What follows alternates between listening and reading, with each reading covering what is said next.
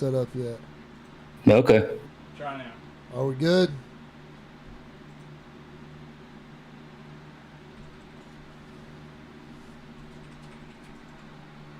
Alright, now do your intro. Are we good now? Yep. Oh, okay. All right. All right. So we'll do this again. What's up, Facebook, Open Table, Discord, Twitch? We're going live here. Sorry for the technical difficulties. Thank you for sticking with us. Today's episode, the second episode we've had, we've already run into some Murphy's Law. That's okay, though. It's not going to hold us down. Second topic today is going to be police brutality, law enforcement training, misconceptions of what maybe police brutality is, the identity politics that's associated with that. I want to introduce our guest. First of all, you've got your favorite anarchist, Hal Boston, your favorite capitalist, me, myself, Zeb Proctor here. Our guest today is Marcus Duncan. I'm going to let him introduce himself. Hey, Marcus, how you doing today? Doing well. How about you? I'm good. Tell us a little bit about yourself. As Zeb said, I'm Marcus Duncan. I'm a police officer, fourth generation public servant. I come from a pretty long line of firefighters and police officers. I've been a police officer for about 15 years. I'm a patrolman. I work in the patrol division. I'm a field training officer, training the brand new officers coming out of the academy. I'm a taser instructor, a use of force subject matter expert to an extent, and also a commercial drone pilot for the department. Okay, wow, that's a lot of experience thrown in there. 15 years, that's quite a time to serve. Personally, I want to thank you for that. So we're going to hop off right off the bat. You know, this is a show of discourse. We have, true candid conversation, especially when we're going to tie in later to this show with the Libertarian Party. We have some special guests that we're going to have come on. I want to get off right off the bat. Hal and I talk about a lot. It blows our mind that it seems like to us, people in the middle ground, that the war on drugs is a failure, outright failure. And it seems like guys that are centrists, moderates, on both sides of the aisle can kind of agree on that, but both parties can't really recognize that. Is that correct in my assessment, Hal? Yeah, I think that's at least accurate. I don't know many people that disagree that it's just a complete failure. All right, well, Marcus, as a police officer, somebody with 15 years of experience of having to, enforce that or be, just be part of, it's part of our justice system. What is your opinion of the war on drugs, whether or not you feel it's a failure or things you see about it? Because your perspective is completely different than mine as a civilian. Yeah, I think I'm also of the opinion that it's generally a failure. It's kind of fluid. They keep trying to change it and kind of move the goalpost a little bit on criminalizing and decriminalizing some stuff, making it smaller amounts of certain drugs a felony. And I just think they're kind of flailing and trying to do something. And I think overall it's really kind of not working. You see kind of an ebb and flow as to what drugs you see a lot. When I started, it was I didn't see heroin for the first a long time that I was in law enforcement, and then just all of a sudden overnight, you started seeing more opiates and more heroin, and so they kind of have to play catch up to criminalize all of that stuff. And it's I think they're just kind of fighting an uphill battle, and they could always do better, but I think that they definitely need to do a lot better. That's that. I think something I've noticed though with the drug arrests is it just creates a revolving door. Some could argue that it's set up that way to generate revenue, which it's somewhat hard to argue that when you see, especially in small towns where you have known drug users, whatever. You just see them constantly in and out. It's not helping them. All it is draining money out of them. It's like bleeding turnips.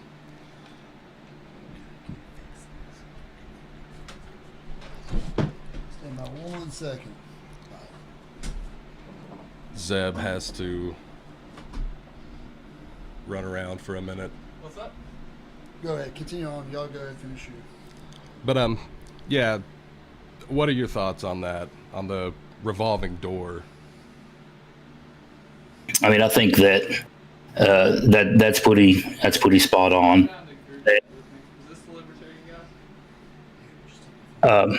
I think that's pretty spot on. It's you end up with the recidivism rate is insane anyways, and they're not doing anything to get people off dope. They're not there's some mandated rehab, but for the most part, if you get past some of the kind of entry level gateway type drugs, I mean, they're not doing anything to get people off of meth and get people off of crack or anything like that. Right. They just that's a pretty fair assessment that it's all about the almighty dollar, just like anything. But you have a lot of people that go through all of that and they still relapse. And same, and it's with any substance. Alcohol's the same way. That's a good point. You bring up alcohol. We have a mutual friend here in Campbell County, Chris DeMont. I'm going to say his name because I know Chris.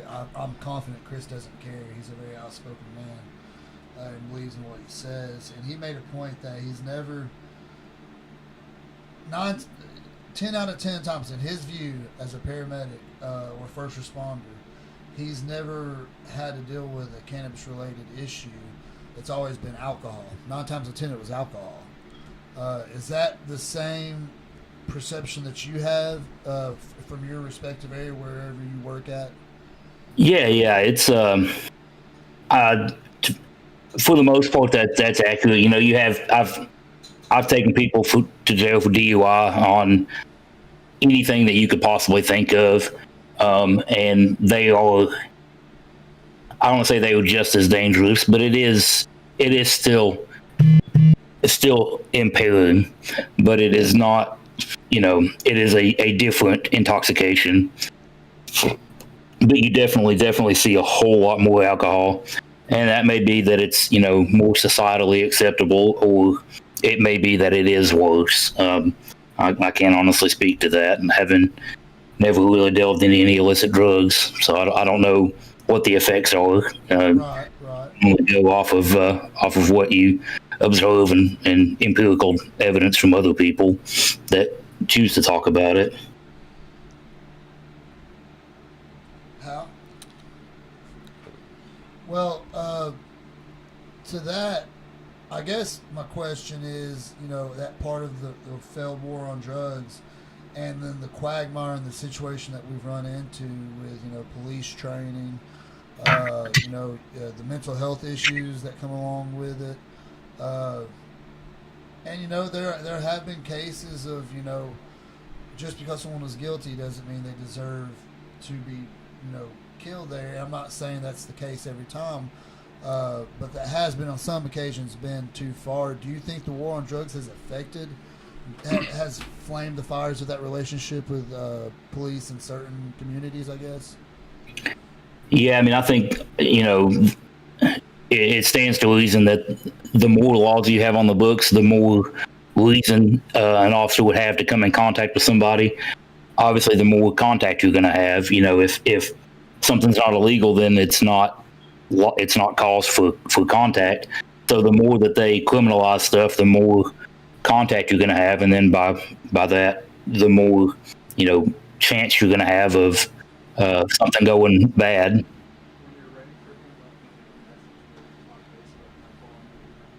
Okay, good to go. Sorry about that. We still had you on there. I see your point. How do you have anything on his point that the more contact is the issue right there with the war on drugs? That the overall, I think your point, Marcus. Don't let me speak for you. To summarize, is that essentially the war on drugs provides more opportunities.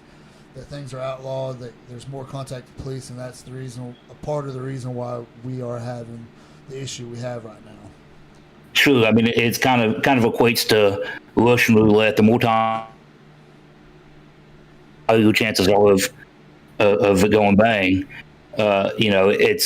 It's a fixed percentage of, or not necessarily a fixed percentage, but for this purpose, there's a fixed percentage of chance of somebody being combative or somebody having to have force used on them per 100,000 contacts.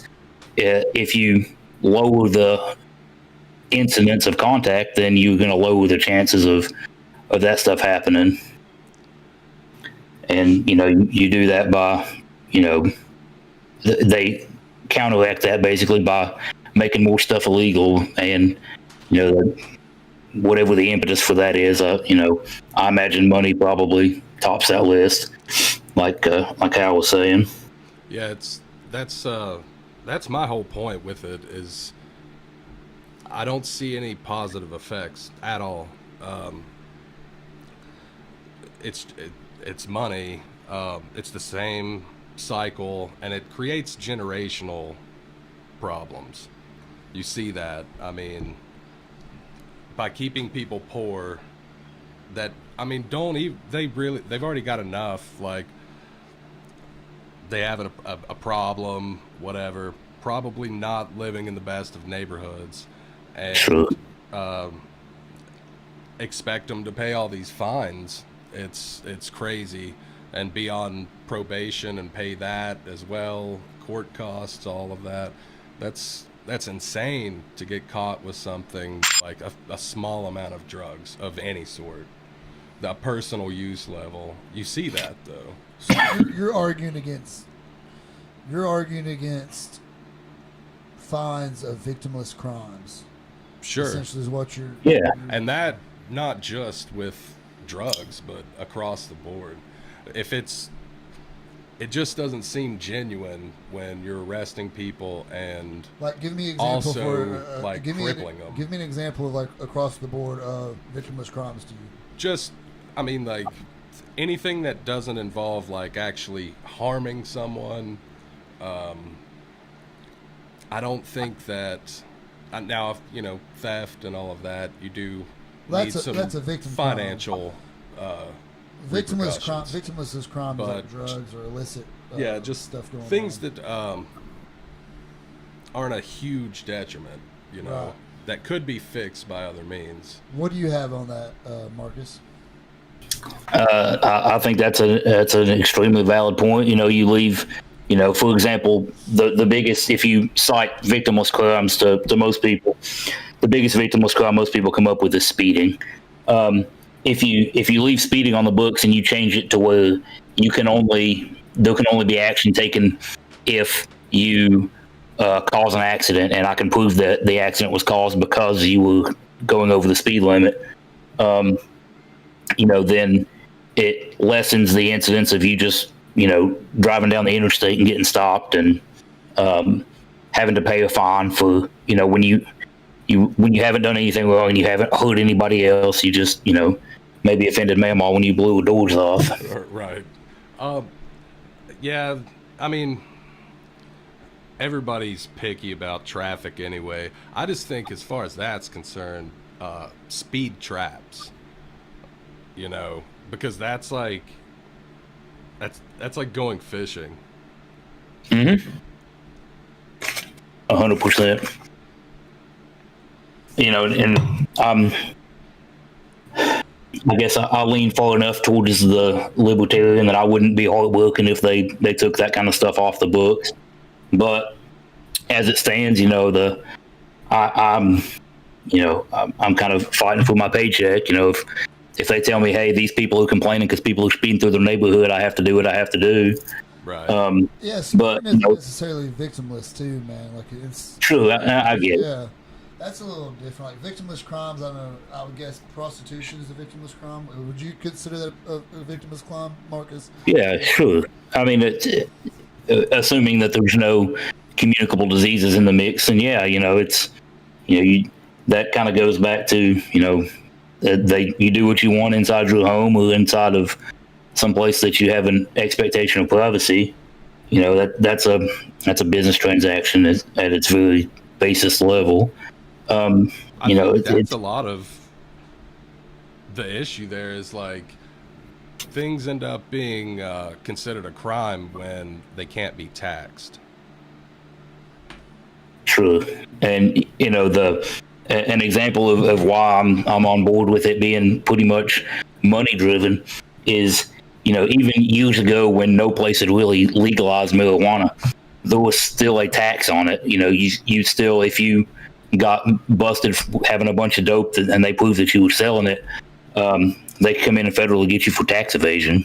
Right. Wow, I had no idea. I Yeah. didn't know that. Wow. Thank you for educating me, Marcus. That's sort of like the thing where Revolving people door you're go, talking about? you can pay your drug taxes. Yeah, they definitely will. So this is the hard part. We don't have Dre with us. The hard part of the conversation. I won't even say necessarily hard, but it is something to come to terms with nationally. Is that there have been instances of the boy was in Texas that was on his knees that was shot with his hands, and you have, obviously George Floyd. Just because you're guilty doesn't mean you deserve to die on the spot. And that was atrocious the way that happened. And there's a lot of things. I'm not even talking about race. This isn't a race motivated question, as far as I'm concerned. It's just an American question. Do you think training needs a revamp within the institution of police? I think that there are a lot of agencies that do as much as they can with their given resources. But what I wouldn't have a problem. My agency, we did probably 80 hours of what they call defensive tactics. It's basically some combination of PPCT and SSGT, which is pressure point control tactics, and street survival ground tactics, which is kind of it's almost like catch wrestling. We did, I don't know, probably 2 weeks of it, and but I think the requirement in Tennessee, and don't quote me on this, I think the requirement is like 16 hours or something of some kind of defensive tactics type training. If they up the requirement, that even better. Excuse me. The more training you have on anything, the better you're going to ultimately be, and you have to kind of play the cost benefit analysis game and decide how long you can stretch it out. You don't want to train so much that you're just wasting money and not getting anything back in return by keeping them in training and not having them on the street. But I think that there's a lot of merit to more training in, and it goes beyond self-defense. There's all kinds of deficiencies in training, but that's my personal opinion. Well, I think from a martial arts standpoint, you're not going to learn anything in 16 hours.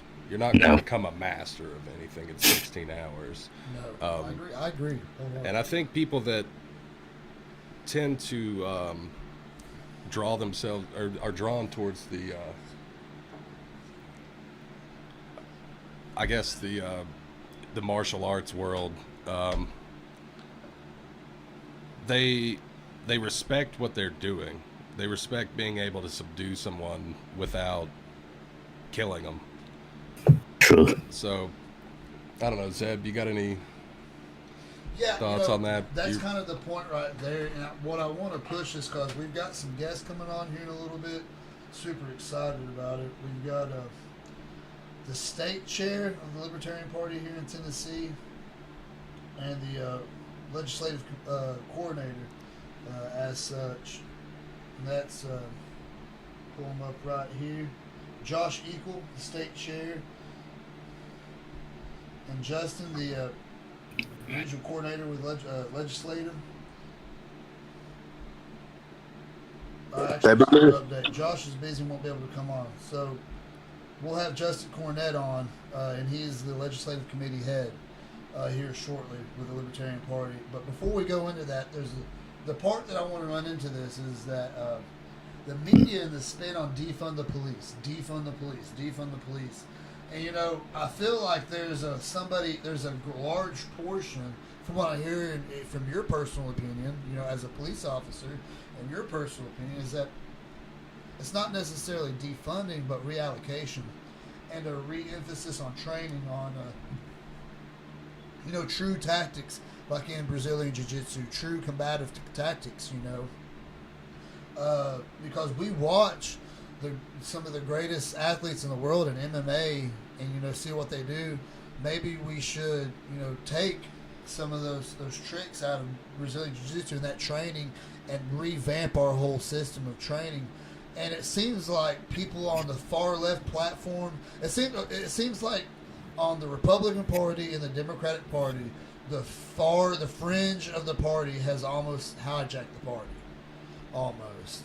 And it leaves in the middle this huge group of moderates and centrists that want to legislate, that want to have discourse, that want to have an actual republic, and it's not happening. How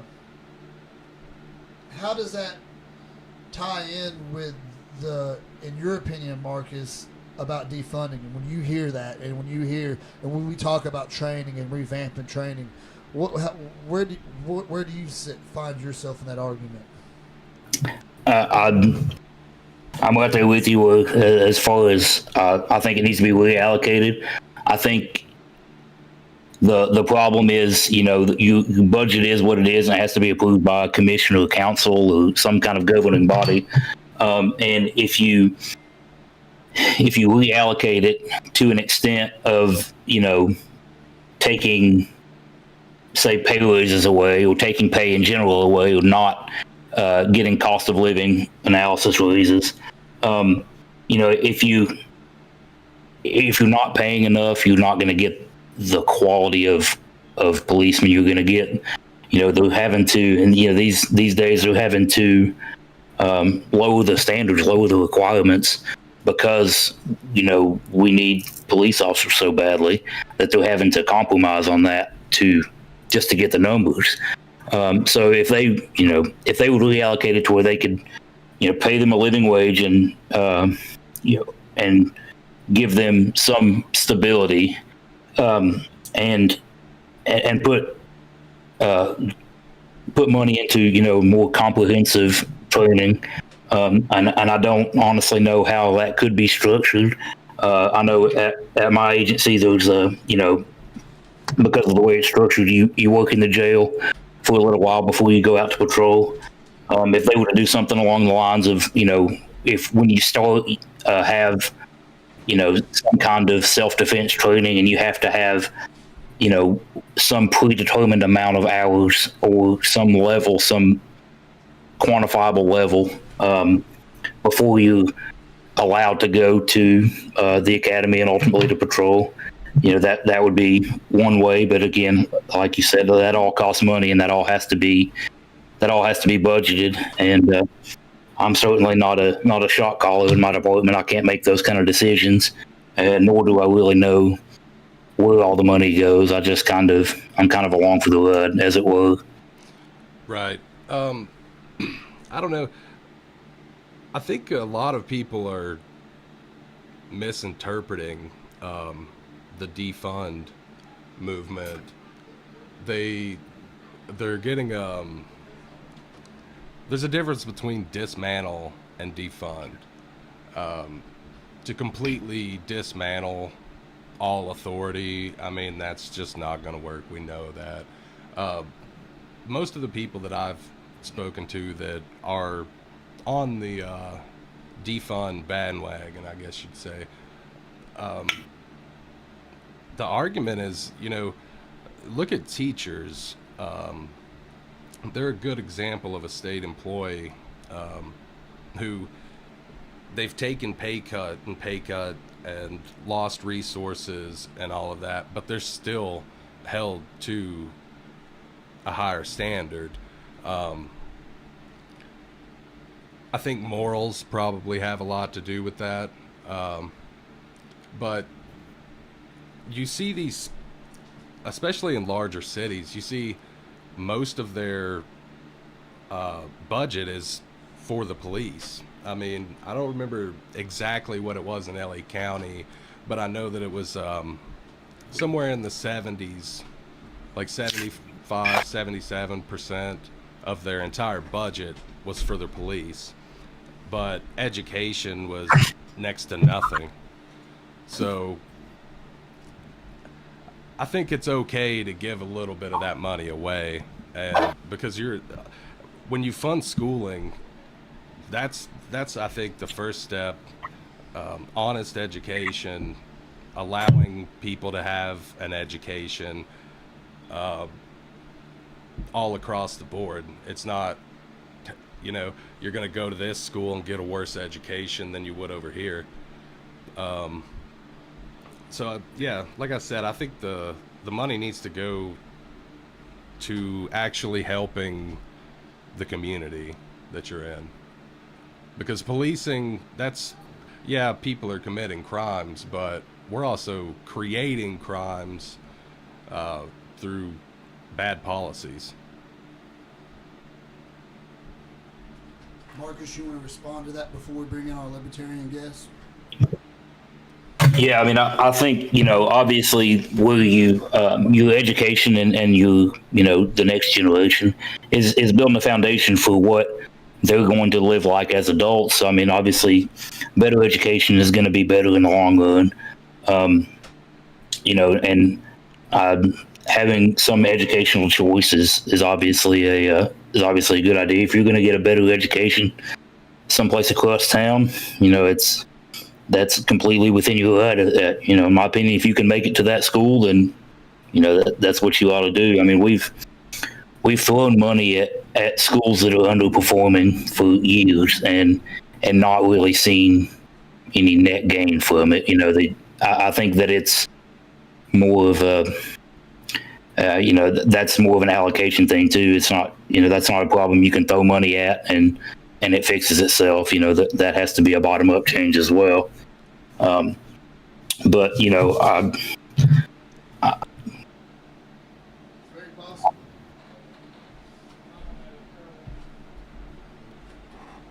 You there, Marcus?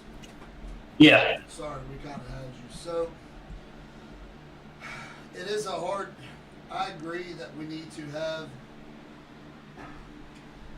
that funding, but there's a lot of different avenues. We're going to bring on a guest right now, Justin Cornett. He's the head of the legislative committee of the Libertarian Party of Tennessee.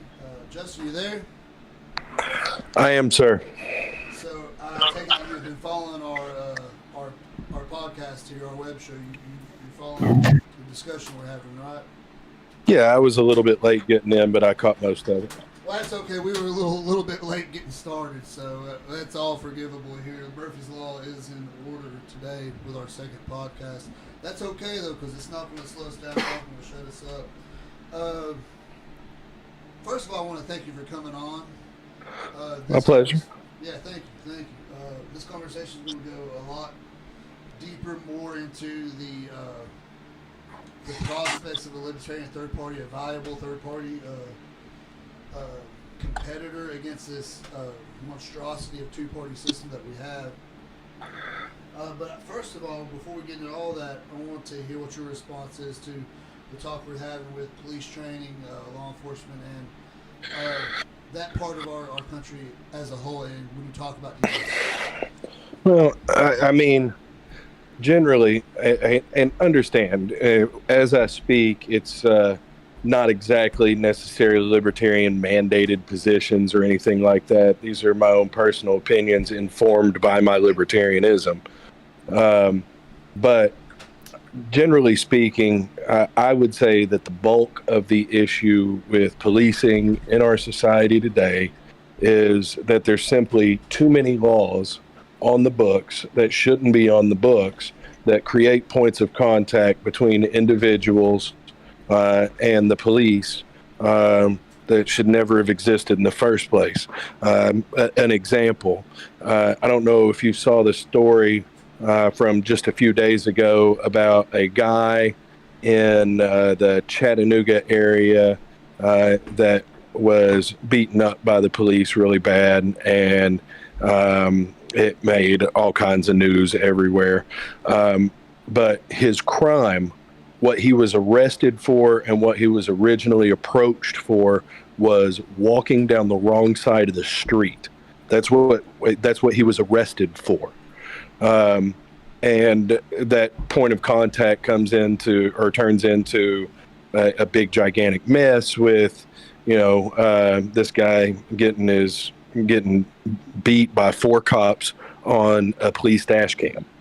I mean, if I were getting arrested for walking down the wrong side of the street, I imagine I would protest that arrest as well. And I feel like I should be well within my rights to say, I'm walking down the street.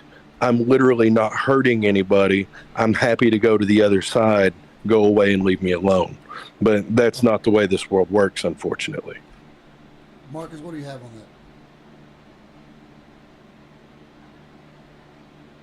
that? I think that goes back to what I was talking about. I think that echoes exactly what I was saying as far as, if you take, objectively silly laws off the books and minimize the contact that the police and the public have to have in that realm of what would probably be called negative contact, you're going to minimize the chances of use of force. I don't know of any law where I am about walking down the wrong side of the road. I think there's a real chance I may become a conscientious objector to a law like that, because that's silly. But there are a lot of laws that I may or may not agree with, but they still have to be enforced one way or another, especially if they're codified felonies. I don't have as much discretion. I definitely understand that you're in a position as an employee where you have a job that you're given to do, but at the same time, there's an oath that's sworn to uphold the Constitution, and I don't think the Founding Fathers had in their mind when they wrote the Constitution that people should be negatively contacted by the police for things as small as showing up in the wrong or walking down the wrong side of the street. I apologize. A little bit distracted. So, I mean, the question becomes, and the reason, particularly on the libertarian side, that libertarians are dissatisfied with how policing works is because their whole contention is that they have a duty to disobey bad laws, that they have a duty to enforce constitutional laws and protection of your rights, but that these other things that are not that are beating people up for victimless crimes and things like this are things that the police themselves should oppose. That combined with 9 times out of 10, if there is something that happens on the job, there's a reluctance by fellow officers to say, this is a problem and I'm going to call it to the attention of my superiors so that we can get it resolved. There's a stigma there that says, they protect you guys protect your own at the expense of the regular individuals that you're supposed to quote unquote serve and protect. And that's a legitimate issue as well. Marcus, before you respond, I want to address real quick. We are up in the comments chat. And we appreciate. What do you think about that, Hal? All the people over here hollering at us. I wasn't able to see it until now. So here's some of the things that we've got. I'm gonna go back real quick. it's time to get the state out of policing and see if the market can do better. That is very that comes from Memnot. Wow, don't tie education funding to property taxes would be helpful, Patrick. We've got a lot going on here. I want to talk about that. I don't believe that the police force should be completely privatized or anything. That I do think the state has somewhat of a responsibility to to keep their citizens safe. I think deregulation and a full stop to the war on drugs and a long scope of that will go a long way in fixing the problems that we already have. I do believe in more privatized training, though. I think locally, I think it would be better for local, police departments to train with local MMA fighters. I mean, if you really think about it, I would venture to say now Knoxville and East Tennessee, I'm kind of proud of where we're from. I would venture to say that there could be a partnership in somewhere in the middle met for training and a better avenue and maybe even more cost efficient for our police officers. I want to talk about the privatization of police. What y'all think about that as far as maybe even just the training or on that subject altogether? What do you got, Hal? Well, like I said, we were talking earlier about, privatized security and stuff like that. But, yeah, I mean, I think one that would take a workload off of police, especially in the avenues where they're not properly trained. Like we were saying earlier, 16 hours of something is not long enough for you to be able to be a master, be considered an expert on it. So yeah, I mean, I don't know. I think that could be, like Zeb was talking about with local, like on a local level, training with fighters, maybe finding those some are the sort top of a fighters of middle the ground. area, or are they not? By reason, I mean, yeah. They're out there going and fighting in front of people. People are paying to go in there. I'm telling you, dude, local fights are good. I'm telling you, if you go to Knoxville, the fight scene, the Knoxville music scene might be shit, but the Knoxville fight scene is lit. Yeah. For real. Those guys can bang. You got Dre Miley, you got Dan Bailey. Those guys can go. And my point is, and Marcus, I want to come back full circle with you because I kind of cut you off there because I had to. By the way, I think Memnock is like trolling us now. That's pretty funny. Let cities and countries hire private security and fire them with a competitive. That's great. That's like RoboCop. That's the plot to RoboCop, right? I'm not wrong. But Marcus, what do you think about the idea of maybe partnering with wherever? Let's say I live in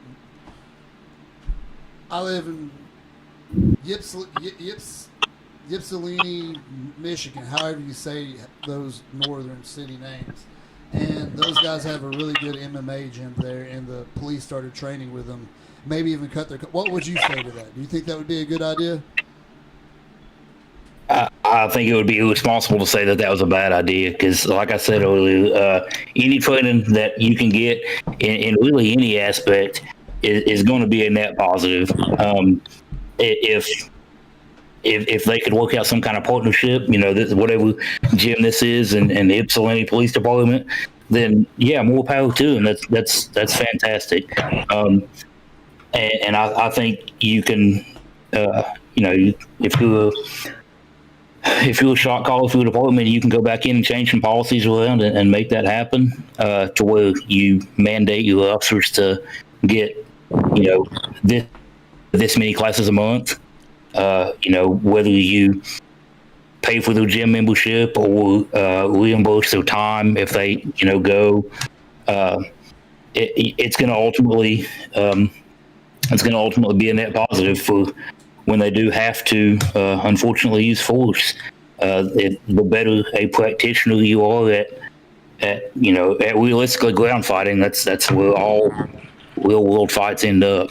The better practitioner you are at that, the better you're going to be, the less likely you are to hurt somebody or, be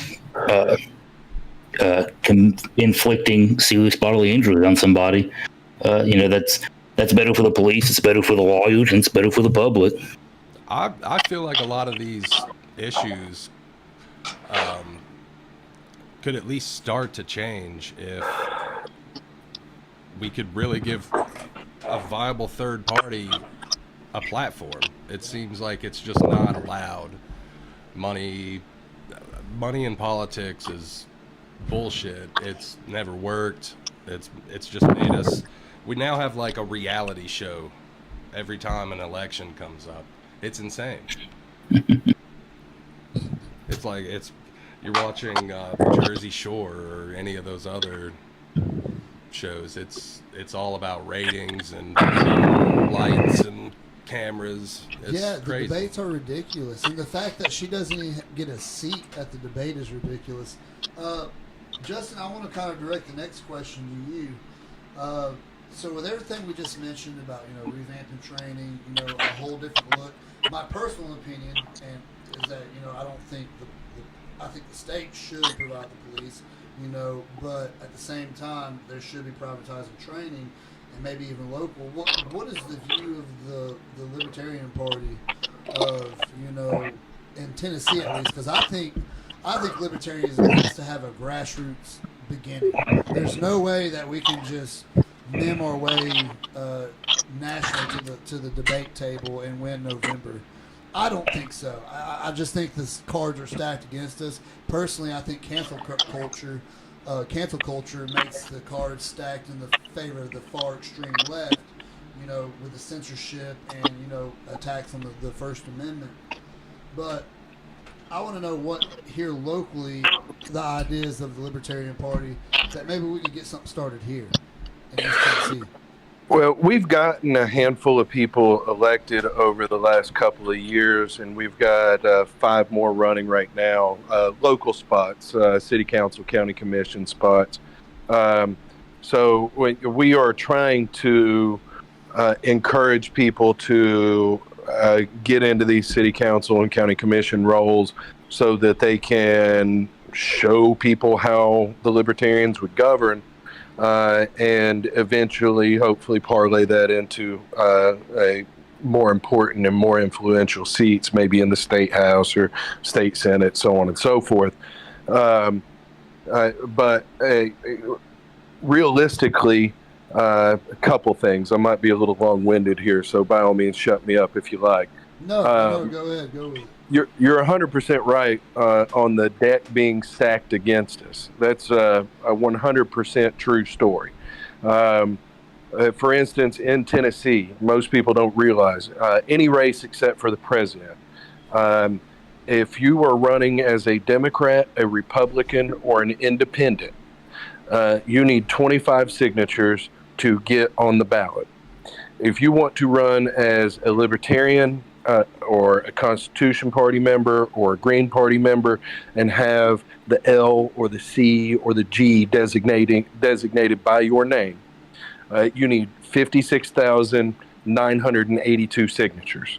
That is 100% intentional to put third parties on the ballot as independents so that they are overlooked, so that they cannot gain traction because the Democrats and the Republicans do not want competition. As chair of the legislative committee, I actually wrote a bill that would have reduced the number of signatures needed from currently it's 2.5% of the total votes cast in the governor's race. That's where that 56,982 number comes from. I had a bill to reduce that to 0.5%, which would still mean we would need about 12,000 signatures, which puts us more in the middle of the pack with the rest of the country. Currently, at that 56,000 number, we're like 5th or 6th for total number of signatures needed to get on the ballot. So But let me interject real quick. Sure. You did say something about being long-winded. That's okay. We like that. We like that because we're trying to get that message out. I want to interject and ask a direct question on that. Is there a semblance of a unified Libertarian Party or Libertarian movement in Tennessee from your Yes. standpoint as a head of legislative committee? Yes, there is. Don't get me wrong; it's a small group that's actually active. But I mean, we get I don't know 5,000-6,000, maybe more in traffic on our Facebook pages and Twitter accounts. We've got I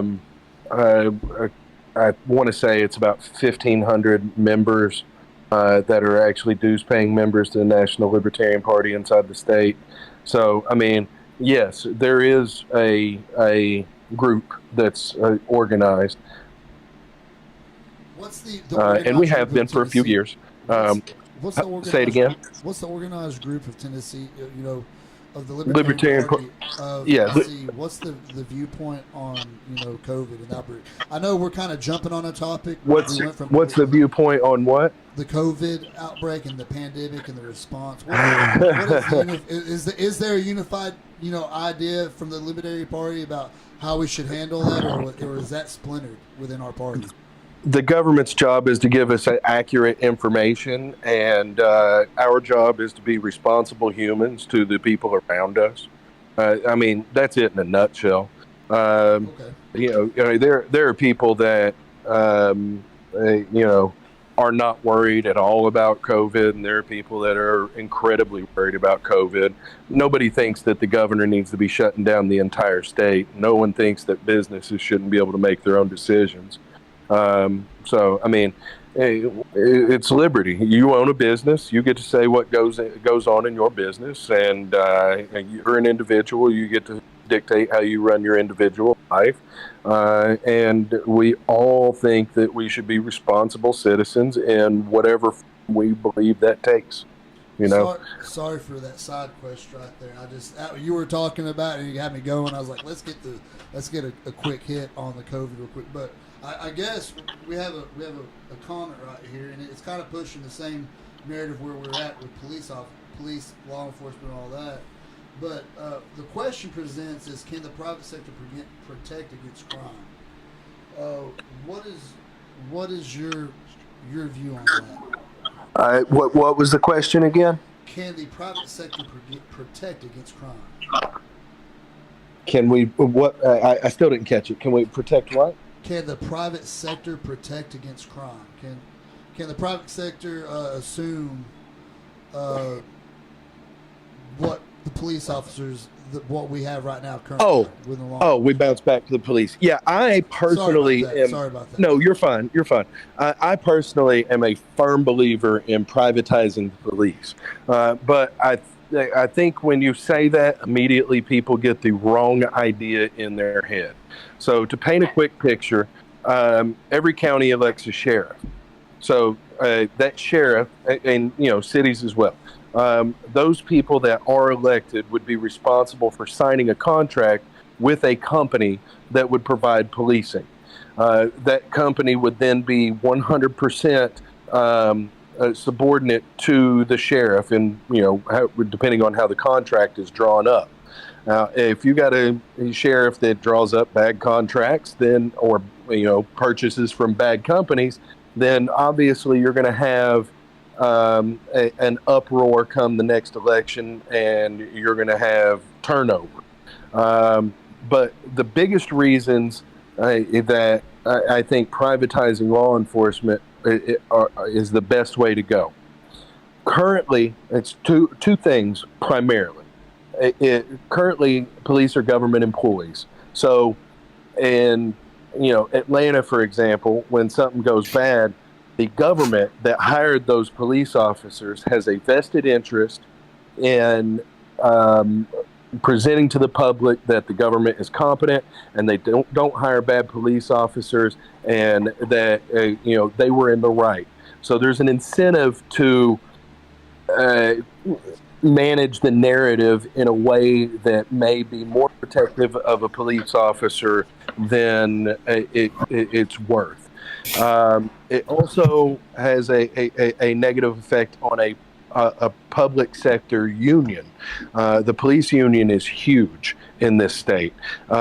Civil asset forfeiture is a big issue here in Tennessee. Every single time civil asset forfeiture comes up, you get police chiefs coming out saying, but they need this money that they are stealing from people without ever charging them with a crime. The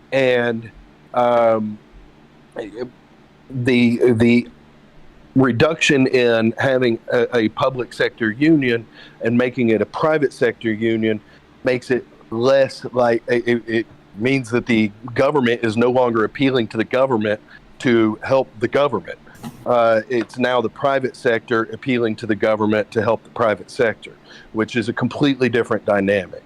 But the other huge thing that comes from privatizing is the liability issue. Currently, if a police officer does something wrong and they are sued in a court of law and the plaintiff is awarded massive amounts of damages, those damages come from tax dollars. If you had a private company running your private security, then that private company would be on the hook for those dollars, not the taxpayer. That's a huge difference in and of itself.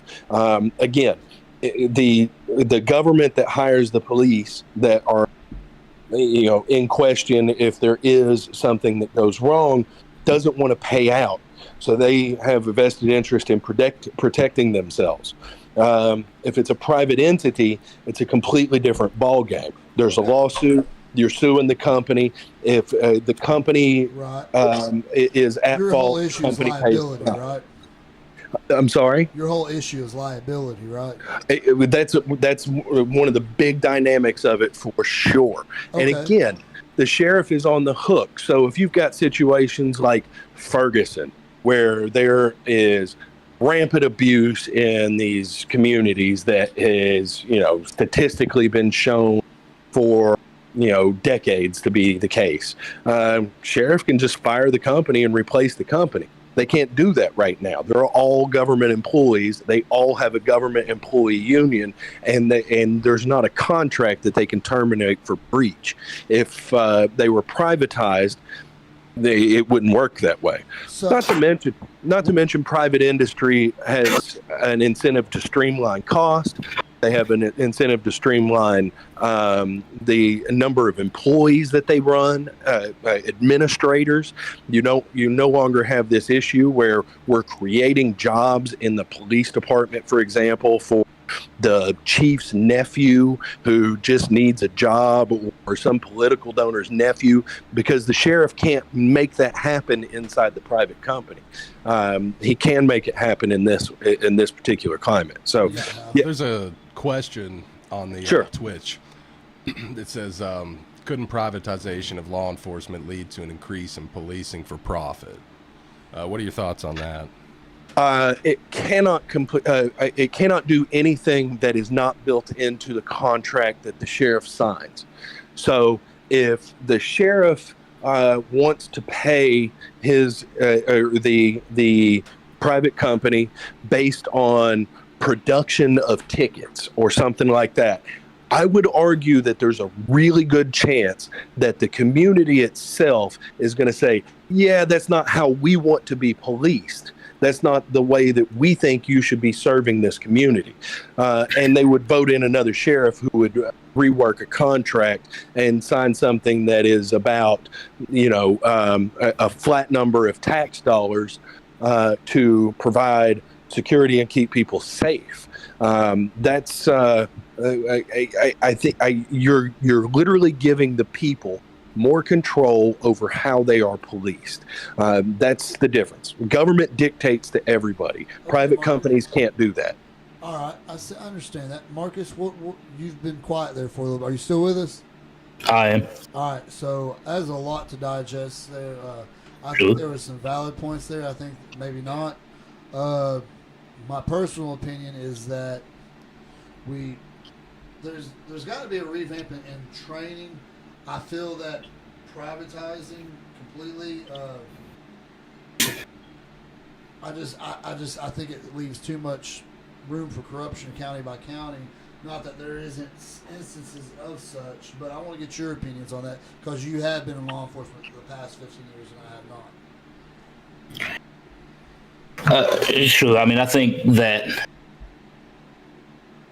on the face it seems like a reasonable thing to do. If you have to sign a contract with a private company, you put in there that you can't hire. You basically you put the bid out that says that all of your employees have to be certified by this independent agency, or they could be certified by Post, or whatever, and they have to have completed this academy and this many hours of de-escalation and this many hours of defensive tactics and this many hours of firearms training and this many hours of driving and this many hours of domestic violence. And you can tailor county by county exactly what you want.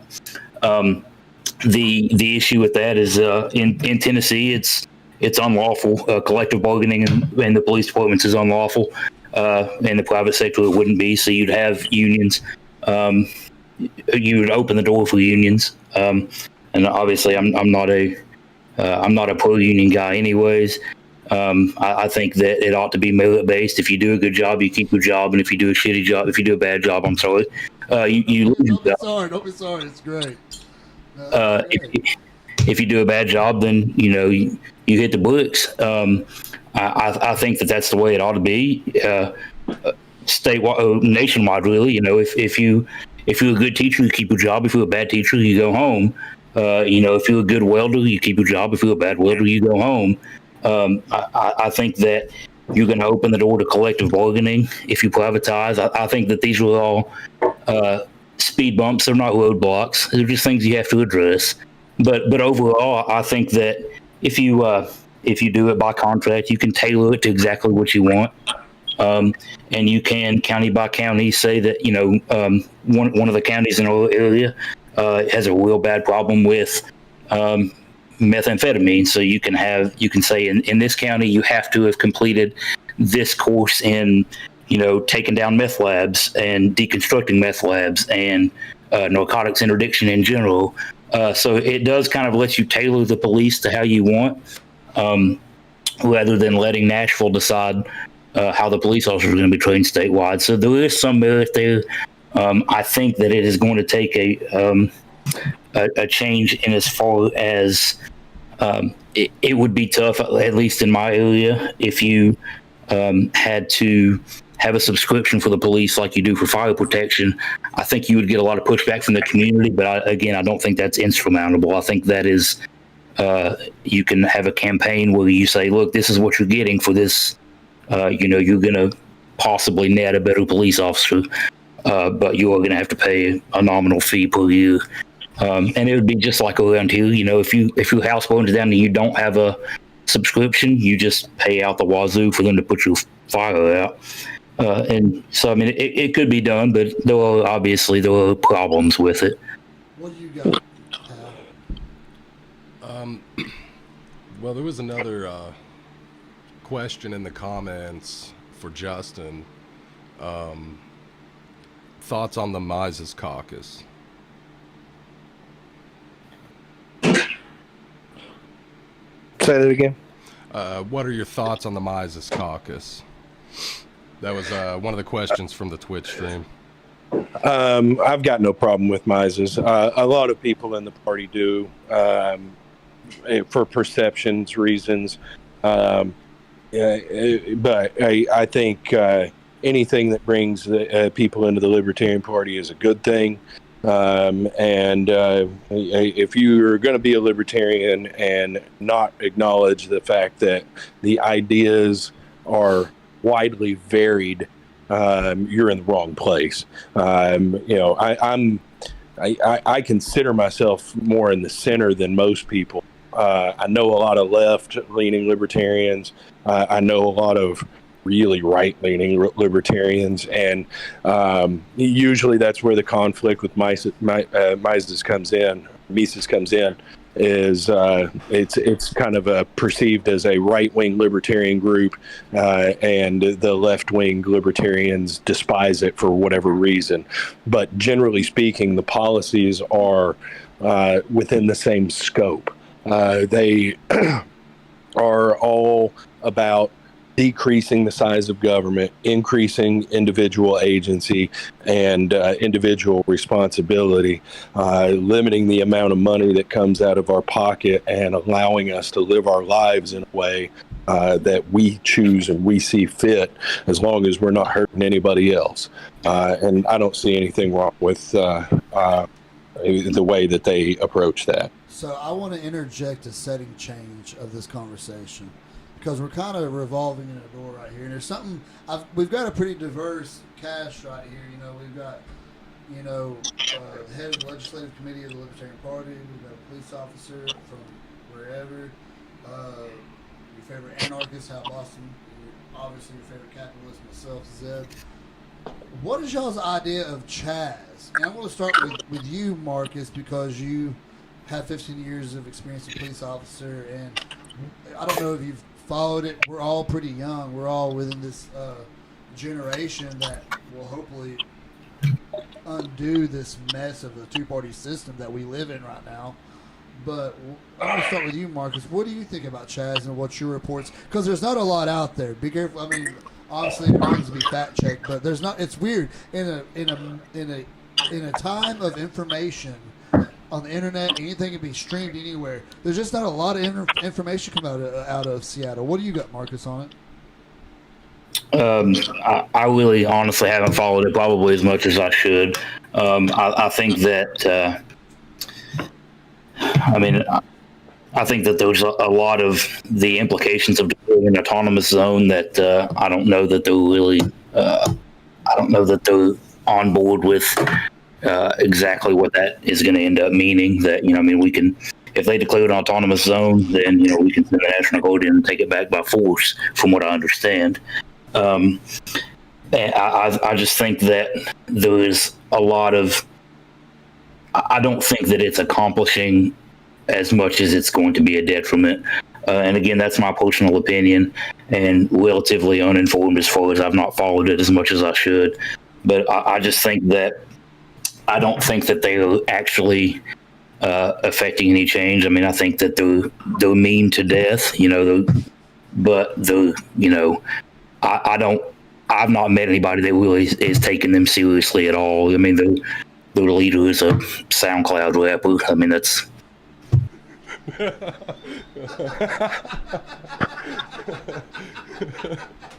Once again, you're educating me. I had no idea. Okay, so I did not know. You're the next most knowledgeable person on Chaz, because you know people within the Chaz.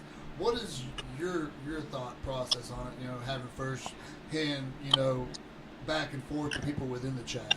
Well, it seems to be painting a totally different picture than what you're seeing in the media, but that's not to say that it's not, because they were there in the early stages, so it's not to say that it's not turned into a fucking shit show. But at the same time, that video that we seen the other day, I mean, that was obviously not real. And that's getting passed around. There's a lot of false information about it. So honestly, I don't know. I can't speak on it too deep because I've not been there. But that's fair. There's cameras everywhere. So eventually, so you're saying eventually we're going to find out, right? I mean, I don't know. What do you got, Justin? What do you got on, Justin? Honestly, I haven't followed it a whole lot either. My initial thoughts are a couple things. I mean, taxpayers pay for the property. I don't think the government gets to throw them out. I hear you on bringing the National Guard in. I just don't know how important that is in real life. It seems I don't think it is either. Yeah, I mean, these people legit aren't hurting anything that I'm aware of. But politically, I think that from what I've gathered, they're not pushing for the same kind of liberty type stuff that we would push for. I think generally they're pushing for a government that serves them in the way that they think should be the case, and it's more akin to a ramped up version of socialism than it is anything liberty related. But again, I'm not going to just go out and bald-faced condemn these people for living or choosing to sit on public property and protest. I don't know how much good it's going to do in the long run, and I don't really think that the ends that they seek are in line with anything that the Libertarian Party would genuinely support.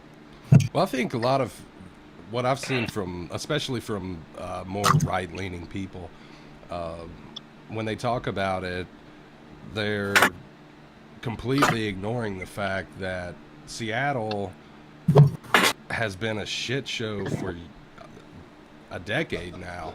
I mean, there's trash literally everywhere, just laying in the roads. There's homeless encampments that have absolutely taken over. It's not like Seattle was just some paradise before all of this.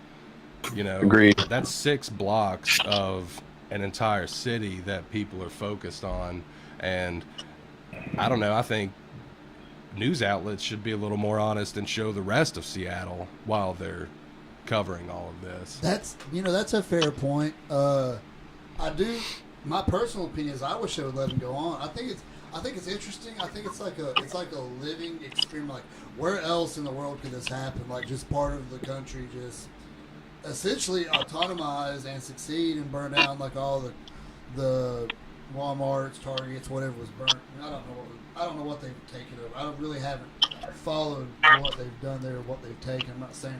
Let me take that. I don't know if they've burned anything. I don't know what they've done. I've seen some videos.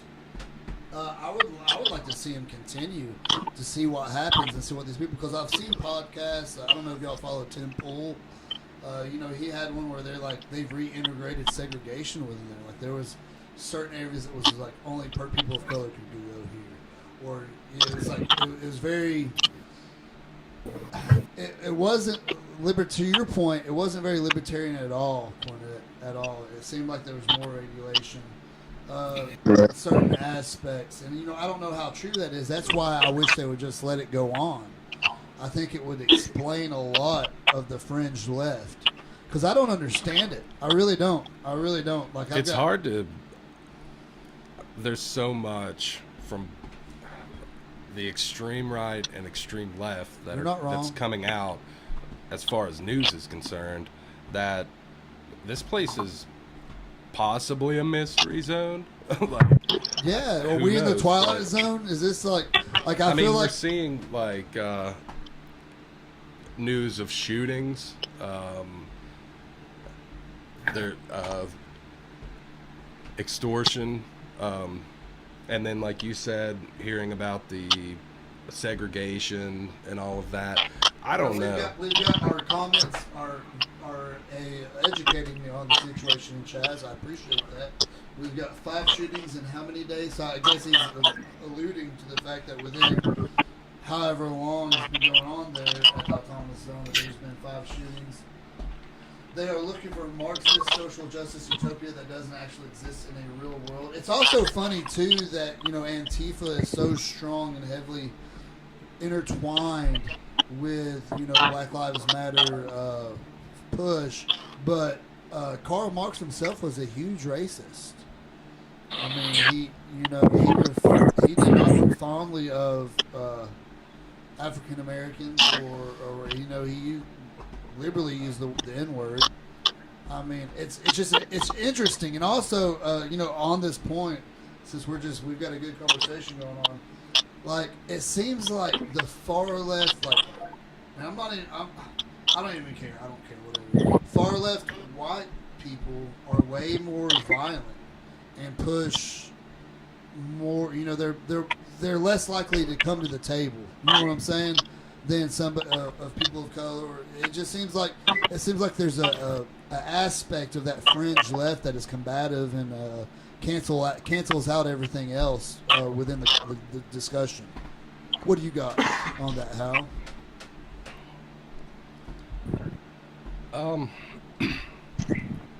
I mean, you were not wrong about Karl Marx, but A bit of a racist, right? yeah. Like I said, man, as far as Chaz is concerned, I can't personally say this, or this is what is happening there. All I can do is see what does get leaked, and at first it seemed like it was going well, but the picture that's being painted now is a totally different one than what we had seen when all that first started. So Marcus, we just got a question in for you from Facebook. So this came from our last guest, another Marcus. He says, what do you think can be done by the police to regain the trust from people of color as we need to have them? I guess to my point that we need to have police officers. I think that's a very involved question. I think there's a lot of nuance that it's going to take. I think that it's going to have to be done individually. You know, with having members of the community have positive interaction with law enforcement. You know, where I am, we don't. You know, it's like we're living in a different country than the rest of the world. I get, you know, I have more people in the last 3 weeks come up to me and thank me and tell me that, you know, I'm doing whatever, you know, I'm doing a good job, or, you know, they appreciate me. I've been on calls. I've stopped calls. Love, huh? You feel the love, that East Tennessee love, huh? Sure. You know, but I've stopped calls that have people of color in them. And, you know, I conduct myself professionally as I usually do. And I've been told, you know, wow, this is, you know, this traffic stop didn't go the way that I thought it was going to. You know, as soon as those lights came on, I was shaking my boots, and you couldn't have been more professional and, you know, explain to me what it was going on and dealt with it. And I think that it's just going to have to be universally done that way. And I think, and my personal opinion is a lot of the division in the country kind of lands at the feet of the 24-hour news cycle, because they have to have something to report on. And a lot of times they end up reporting on the same thing over and over again. And just like with the rest of the media, if it bleeds, it leads. They're not gonna show all of the good stuff. And I get that. You know, it's not news. I understand, but you know, I can't tell you how to fix Minneapolis. I can't tell you how to fix Seattle because I'm not there. You know, the Minneapolis has been broken for a long time, as has Seattle. And I can't speak to how to fix those places. I can really only do what I can do in my own little corner of the world. Your own little piece of your part. I got you. Well, that's I can't even. That's a really good answer. I think. I feel like it does start locally, just like the move for the independent party, the viable third party. Because I really hope our generation's the generation that comes out. Because what I've noticed from this conversation, we've all got middle ground somewhere, and we have a lot more middle ground than our fringe counterparts in the Republican and Democratic Party. I want to bring it back around to you, Justin. You know, with all these things considered, you can even hit on that topic if you want.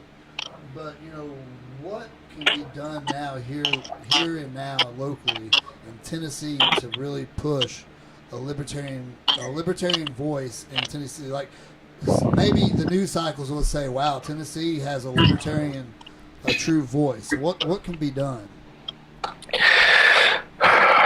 That's a tough question because the two-party system tough is questions here. Well, I mean, the two-party system has done such a good job of convincing people that the only possible way to vote is to vote against somebody that's worse than the candidate that they're putting up. I mean, hey, that's literally the world that we live in, unfortunately. Like I said, when I was talking about the ballot access bill, I didn't get to finish, but I told you I was long-winded. This bill, I had the chair of the House Republican Caucus, Jeremy Faison, as a co-sponsor on the bill. I had the chair of the House Minority Caucus willing to co-sponsor the bill and push the bill among the Democrats in the House. I talked to nine senators. I got 8 co-sponsors out of it. And the reason that it didn't go through is because the sponsor that we had in the Senate originally asked me to transfer the bill. I went and found another sponsor that would take the bill in Steve Dickerson. Asked my co-sponsor to transfer the bill as he said that he would, and he told me that he was told by leadership not to transfer the bill. So I asked him, what does that mean? And he said, I don't know. I said, well, does that mean that you're going to hold the bill and let it die? And he said, yes. So that's the reason that we didn't get it through. I had 30-something co-sponsors in the House, and including the leadership in the House. I had Mr. McNally's office, Lieutenant Governor, support the bill. I had the chair of the committee that would have the bill willing to run the bill, guaranteeing its passage out of committee, and quote-unquote Senate leadership did not want the bill to go through, so my sponsor killed it himself. Are there any rallies? Are there any rallies planned for the Libertarian Party? Because it seems like something that I never hear of. I always hear of these big Republican rallies, Democrat rallies. I never hear of a Libertarian rally. You know, that's something that we're trying to coordinate more of. We've done some stuff in the past. We haven't done anything on ballot access really because we're trying to play nice with the legislature, and we don't want to tell. I see.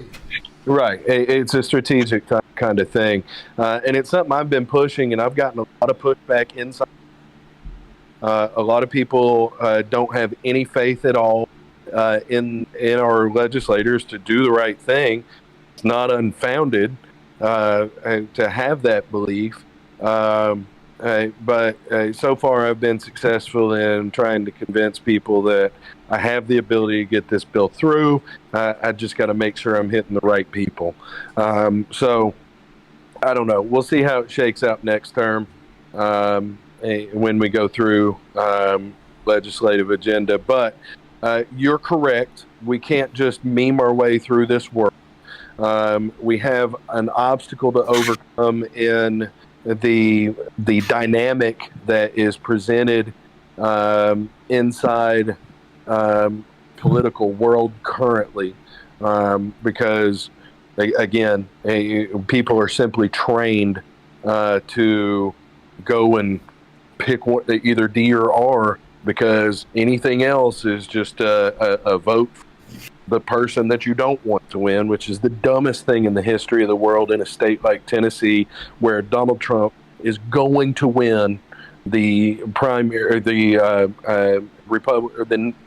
he's going to win the state by 20 plus points. He won it by 30 points last time around. So it's a hard dynamic. My goal is to try to convince people to come over to our side using a good legislation that we are pushing for. The big 5 things that we are pushing for are ballot access, ranked choice voting, which if you don't know anything about, by all means look it up. It fixes a lot of the ailment we have in our society currently. Decriminalization of marijuana, because it's one of those big contact points and it makes no sense to have it criminalized. What are the other 2? Fully informed jury. also known as jury nullification. If you don't know what this is, look it up. Essentially, a jury would be told that they have a right to say that a law does not apply. They have the right. It exists. It's part of the Constitution as it stands right now.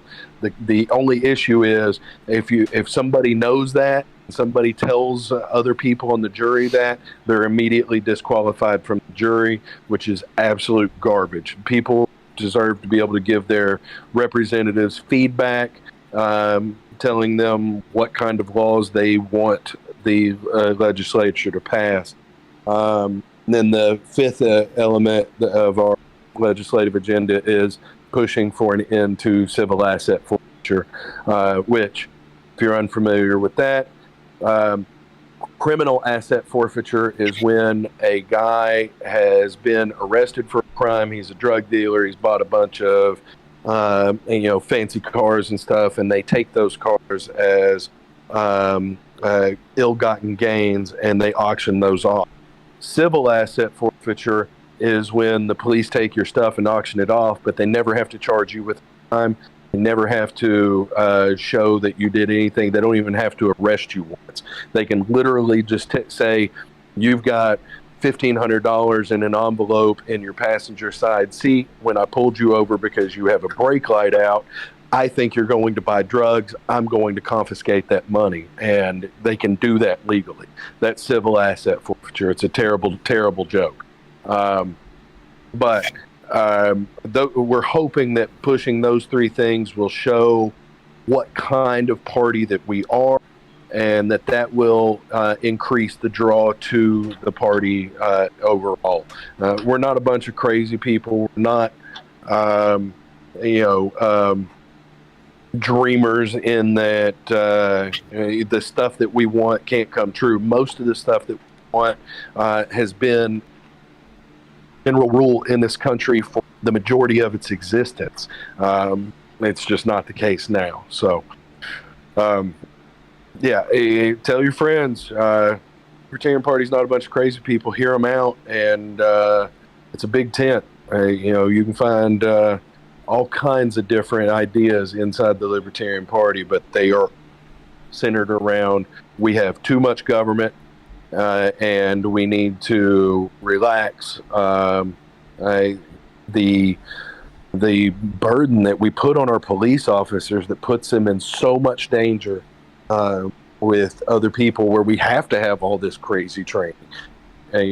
We wouldn't have to have, you don't need no-knock raids if having 3 plants in your house growing marijuana is not a crime. And there was a story out of North Knoxville a week or so ago. Family in Powell, white family, Church of Latter-day Saints, had 3 plants, and you had 15 cops, putting guns in the faces of their children because the parents weren't. Talking about, glad I didn't have to shoot your dog because it happened to be upstairs behind a gate. This is not a world we should be living in, and it's 80,000 pages of law is more the problem than anything else in this country. I think a lot of the reason that, going back to actually getting a message out there, is government interest in social media. They tend to lean to one or the other. What are your thoughts on other ways to get out get out your message, other platforms, because it's a pay to play right now, and that's another reason I think we need to get money out of politics as far as our elected officials are concerned. It's dropping billions is a little ridiculous. Well, the reality is the reason money is there in politics is because it buys stuff. And it only buys stuff because we don't follow the Constitution. Our elected officials were never supposed to be able to regulate an industry in a way that favored existing companies and officially competitors. That was never the intention of the Constitution, but it's how it works these days. So if you simply go back to having the limited government that the Constitution prescribes, the money dries up naturally because it can't buy the favors that it used to buy. Money's not the issue. The issue is what the money buys. I can agree with that. Let's see. Looking at some comments.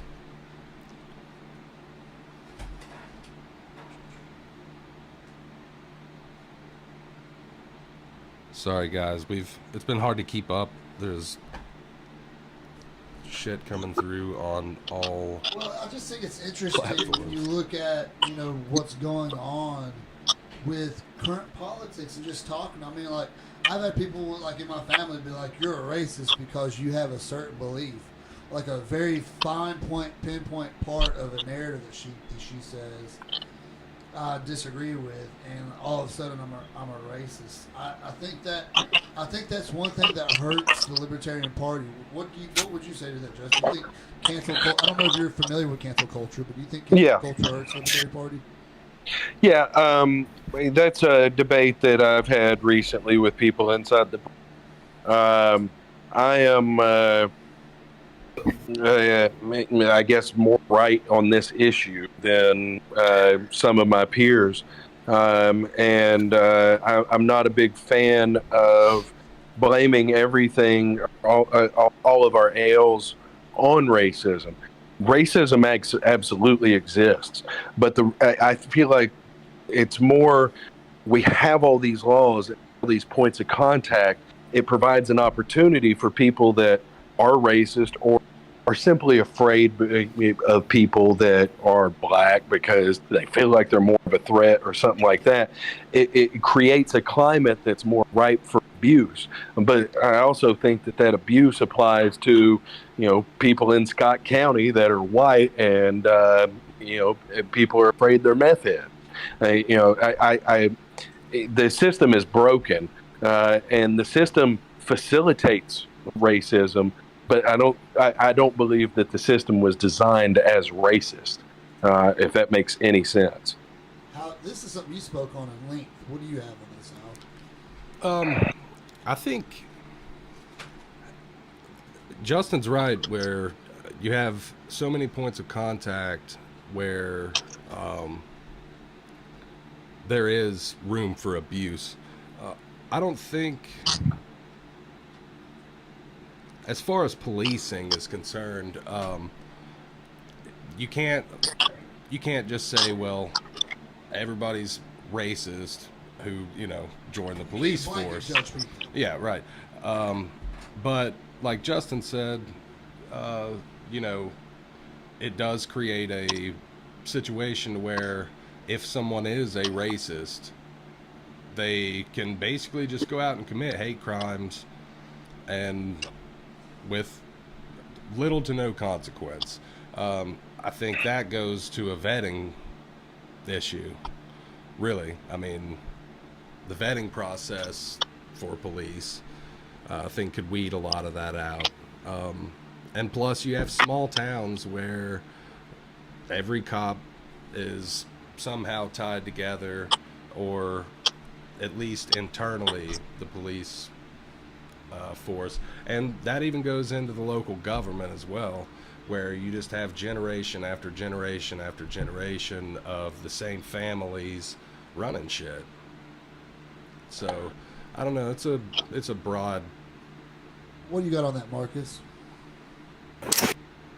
I think there's a lot to be said for, in addition to having some across-the-board standards for training, to have some across-the-board standards for hiring and, like you said, vetting. If everybody had to go through the process that I had to go through to get hired, I think you would overall have better police across the nation. But there were a lot of these small agencies where, you're deputized by the sheriff and you don't have to have any kind of training. You don't have to have any kind of pre-employment screening. I think that it would be prudent to mandate, to have them, as far as for me, I had to do several oral panel interviews. I had to do take a test called the CPI, the California Psychological Inventory, I think is what it stands for. It's a psychological test. I had to meet with Now, two is that separate county or independent drugs. state-based? Is that county or state based? Like that mandate to get that training, is that county or state based? To my knowledge, I don't know of any mandated prerequisites for being a police officer, at least in Tennessee. I think they're left up County, departments. right?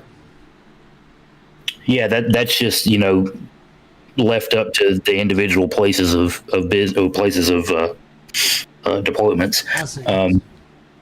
If everybody had to go through a extensive background check and an extensive psychological check, and an extensive background as far as they came and visited my neighbors, asked them what they thought of me.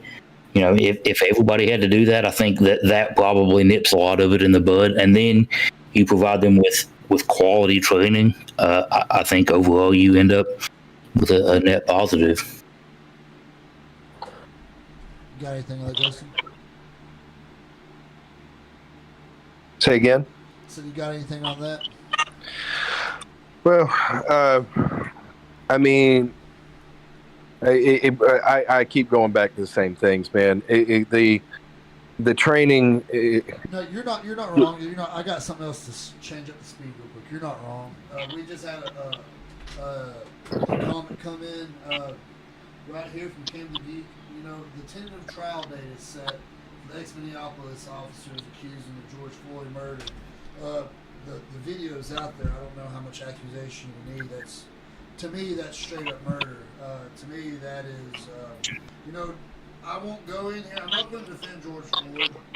I will defend George Floyd to the point that even if he is guilty, he doesn't deserve to die. Amen. That's 100%. That's horrible. I mean, just to see that I'm trying to be calm. To see that man kneel on that other man, that was really bad. And that was reflecting to me. It was never turned into a race issue because to me, I'm saying that's an American. That could be anybody. That could be Campbell County. That could be wherever. That could be wherever in America. It does bring up a question of training. But what do you all guys think that you would see happen in this trial? And I want to start with you.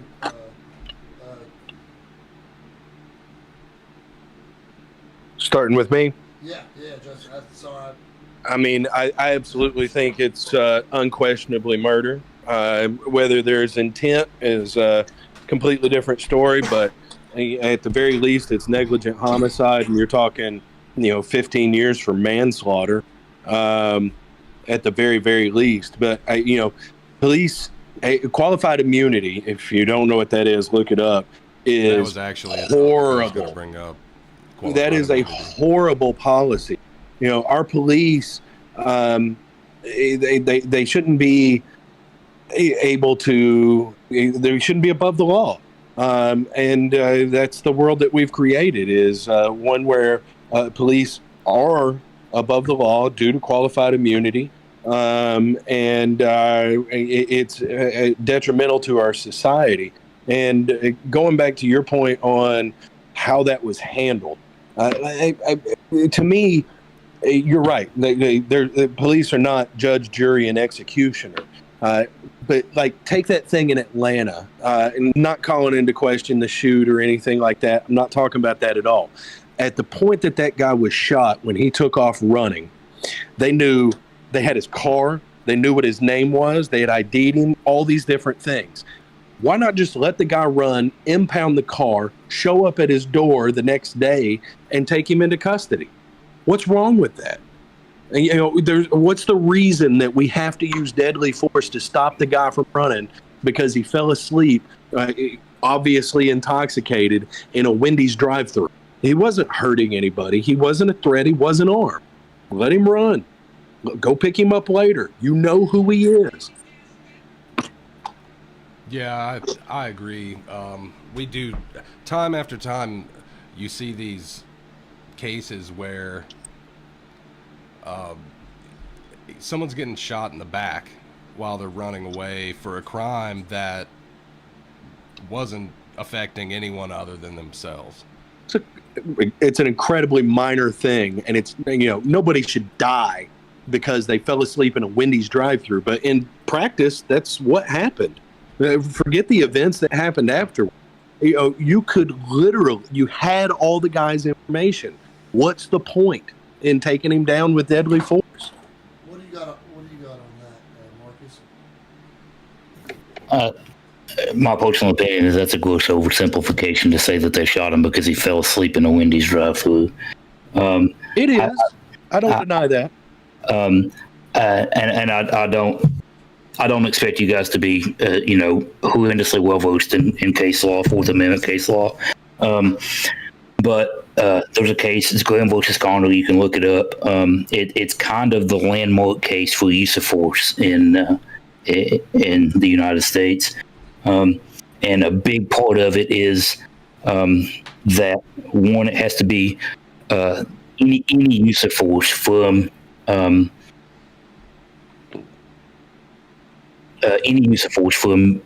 from officer presence up to lethal force has to be objectively reasonable given the circumstances known to the officer at the instant force is utilized. And it also says that a use of force cannot and should not be judged from the 20/20 vision of hindsight.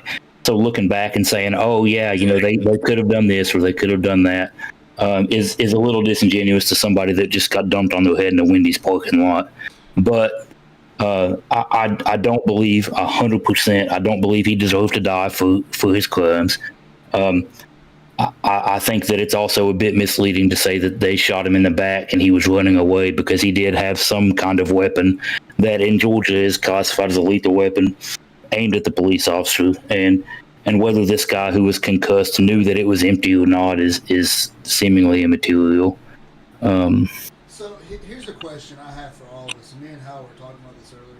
And I've had a lot of personal conversation with this before. A good friend of mine I served with, and he's a police officer, and situations that he's been involved in.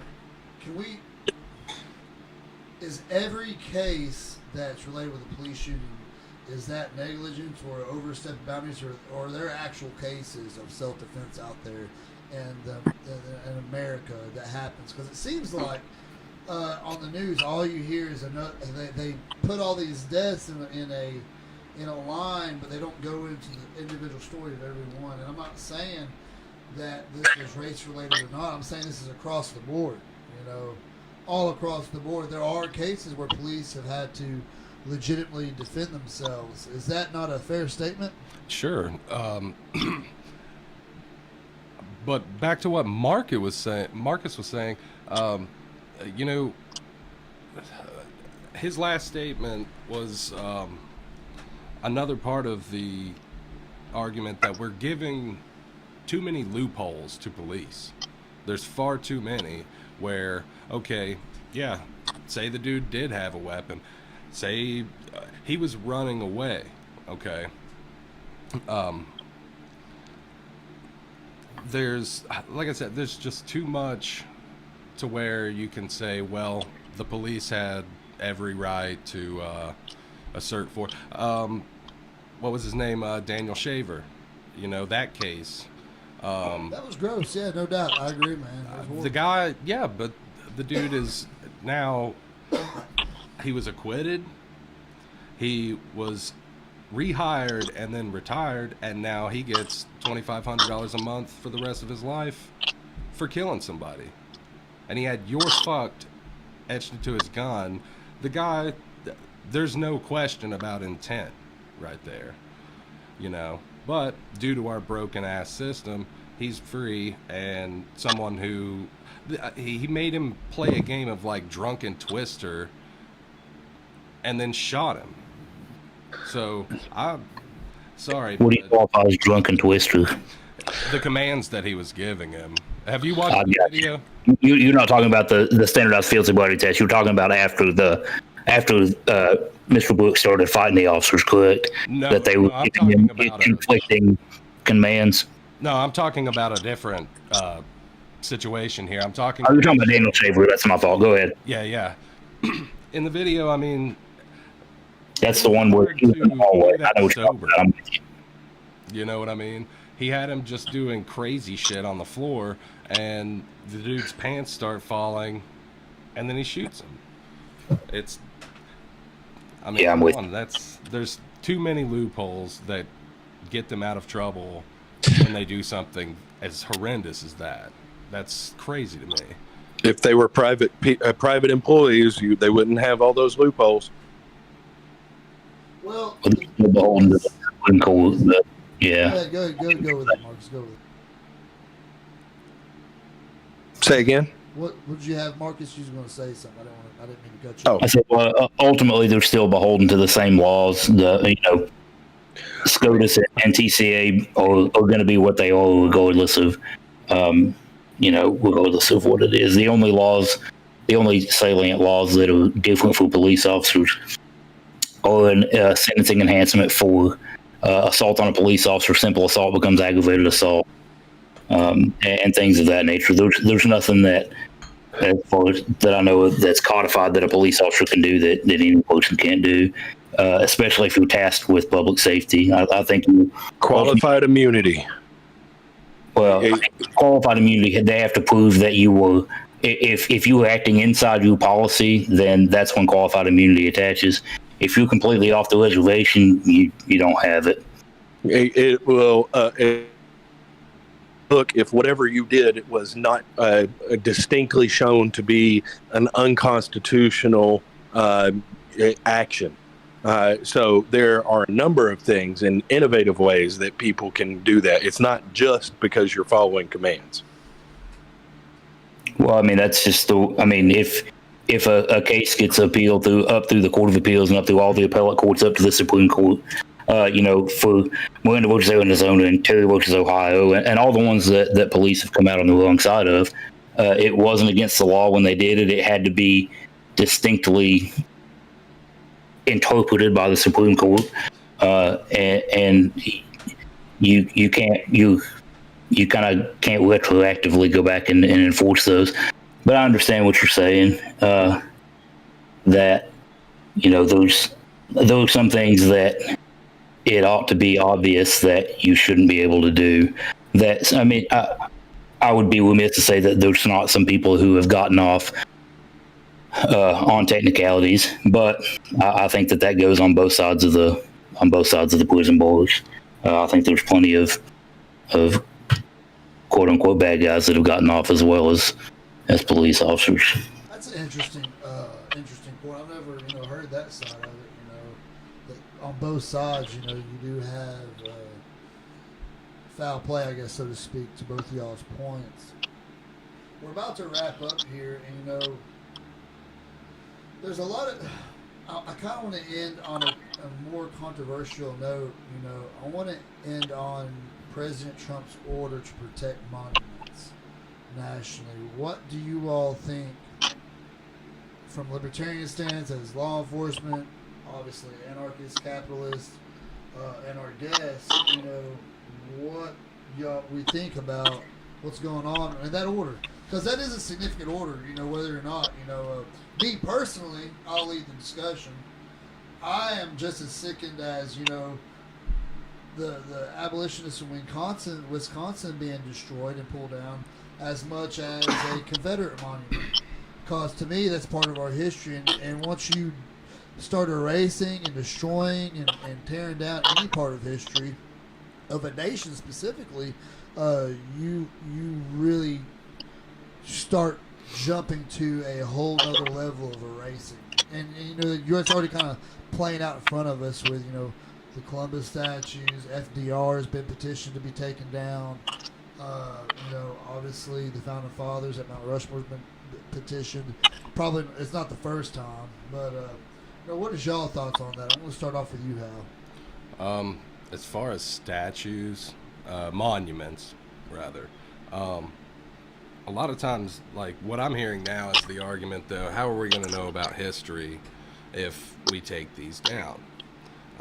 And there's a simple answer to that: education. You know, real education, not like you spend 2 days on a subject and then move on. But as far as tearing shit down, it doesn't change anything. I'm perfectly fine if they just go ahead and replace everything with statues of Oderus Urungus from Guar, especially in Virginia. I mean, Guar's done a lot for Virginia. Yeah, Come on. yeah. So as far as statues and monuments, like, I'm not... Keep them up, tear them down. I don't give a shit. Just that's a fair answer for you. Quit lying about the reasons that they need to stay up. As far as, especially when it comes to like, well, how are we going to know about history? History. We have the Library of Alexandria on our hands with the internet. A lot of misinformation on that. Sure. A lot of misinformation on that. Sure. But you can educate yourself without pissing everybody off and causing divide. Don't destroy them. Put them in a museum. Make more museums. Educate people. Actually educate them. And I mean, that's really all I have on that. What do you got on that, Marcus? I think that's spot on. You know, you tear them down, leave them up. I don't really give a shit either. But 100%, you're lying to yourself if you say we need to leave them up because of the historical value of them. I think if you want to tear them down, if you want them taken down, that there is there's an avenue that you can go. You know, you can say, look, I believe that this is this way, and you go through the proper channels and you have it taken down. I think going out and tearing stuff down for the sake of tearing stuff down is exactly that. I don't think that anybody can really take the moral high ground on that. I think that, you know, destruction of property is destruction of property. I just think that there are a lot of people who are more anarchist and just want to just stir shit up for the sake of stirring shit up. But, you know, and if that's what you want to do, more power to you. But I just don't think it's productive. I don't know. I think people are more apt to have a discussion in a climate where you can actually have a discussion, though. You know, because right now it's just violent and crazy and nobody's getting any point across. It's just the same tired arguments for it. So, Justin? Yeah, Justin, we're going to give you the last word on it. Also, once we give you the last word, next Monday we've got Tom Campbell on. He is the chair in Campbell County, I think, right? Am I speaking right? Correct. That's correct. I want you to kind of talk about him a little bit and what's going on there locally that you know of. But I want you to address what we just talked about, because I think that's a very touchy subject that kind of splits the Libertarian Party. I think if I'm not over speaking myself, I kind of think there's a big rift in there, right? I don't know if the rift is as big as you may think. Yeah, there are a lot of people that think that they should come down for sure. But I think that I think it's safe to say that the general libertarian position on this is that, first of all, we don't see the point in spending tax dollars to put up statues. Second of all, you know, the maintenance and stuff that goes with them. But importantly, at least in my opinion, is if you are saying as a government, like a city council, like in Memphis with the Nathan Boys thing, if you were saying it's on Memphis property, it's Memphis's jurisdiction, that I absolutely believe. But if the city council says unilaterally, we're going to take this down or we're going to leave this up, they are doing the community a disservice. So speed me up, educate me real quick. So the Memphis council, do they vote against or for taking it down? The Memphis City Council removed a monument in the middle of the night before Nashville could legislate against it. And then after they did it, Nashville legislated against it. This was, I don't know, 2 years ago probably. Right. But whether you are leaving them up or tearing them down, if you're a small group of elected officials, you're using government to force your small consensus opinion on the rest of the community. If Memphis puts the action on a November ballot and puts it out to referendum, and the people of Memphis vote that it goes down, I'm all for it. But outside of that, I don't think there's a right way to handle the issue. The only way to do it is to put it on as a referendum. So when the Tennessee State House and Senate vote to leave the Nathan Bedford Forrest statue in the Capitol, I think they are doing the community a disservice. I think that the correct answer is to put it on a November ballot and let the people of Tennessee who own the dang property speak and have their voice heard, and whatever they say goes. I agree that the argument that they're there for history is a very weak argument. I'm a big history fan. I've seen a lot of statues.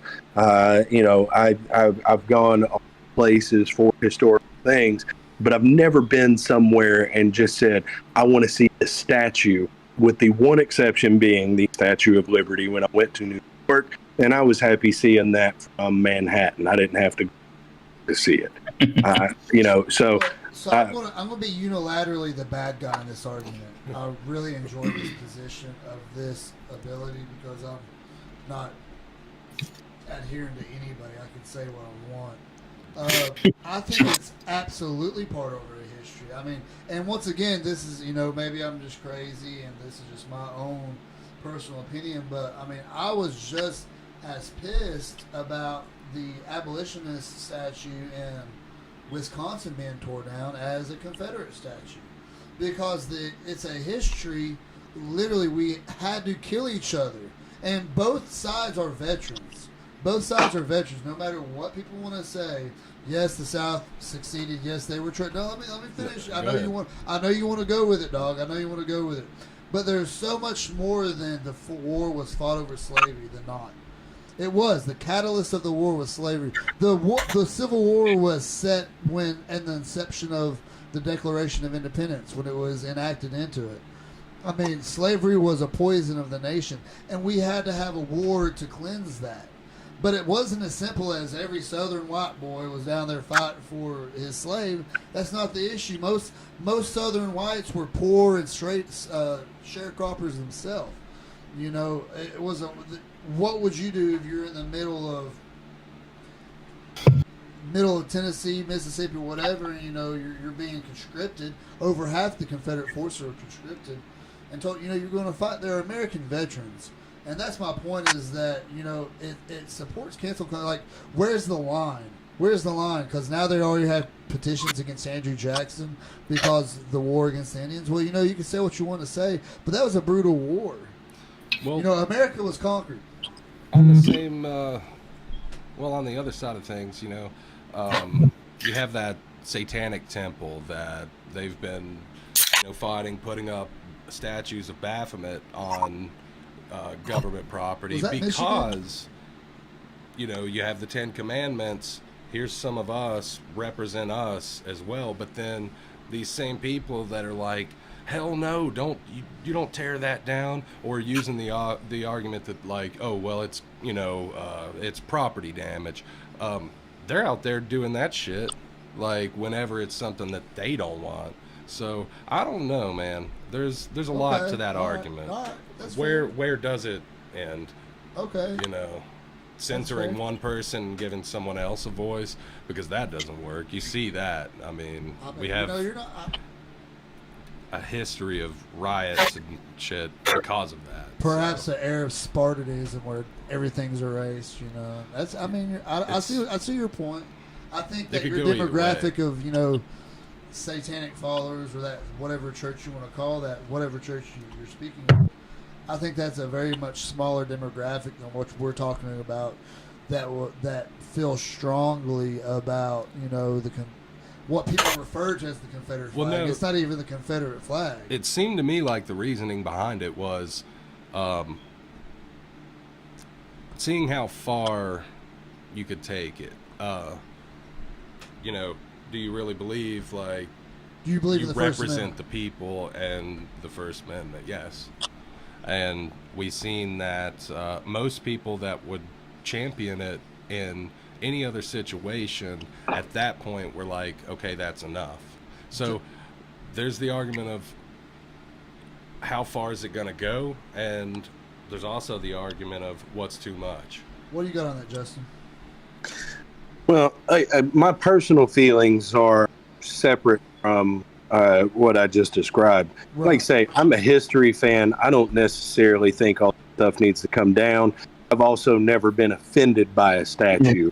I know there was a big tiff again a couple of years back. I don't know. It was another one of these moments. Everybody was tearing. It was after, and there's a monument in Knoxville that marks a Confederate a memorial of some sort. You're talking about Fort Sanders. Yeah, I know exactly what you're talking about. Right there at Fort Sanders. There was big. To give you context about what you're talking about, there was a resounding Union victory there. I know over 600 Confederates were killed, and I'm pretty sure there was like less than 100 Union. It was a pretty big battle. But go ahead. Continue. Right. Well, the only point I was going to make is I didn't even know the damn thing existed until everybody started flipping out about it. I lived right outside of Knoxville. I'm 41 years old. I spent 39 years in the Knoxville area. I went to the University of Tennessee. I had no idea it was there. So, but that's the world that we live in. Is people want to get seriously upset because this is there when nobody goes to see it. Nobody knows it's there. I don't know. It seems like a big waste of energy to me. I agree. So tell us a little bit about Tom Campbell, and next week what we can expect. Next week we're going to push more of the third party. We're going to try here grassroots. I think that my personal belief is that the Libertarian Party has to start within states, because without state supports, it's all for nothing anyways. No, I agree 100%. I mean, the grassroots is where we're working at. Like I say, I started out in Knoxville, and we got to a point where we had Tim Burchett. You know who Tim Burchett is. He's the federal House representative member there out of Knoxville. And he would come to our meetings and hang out. We did a really good job of making inroads in that community. We ended up with a radio talk show that was on FM radio.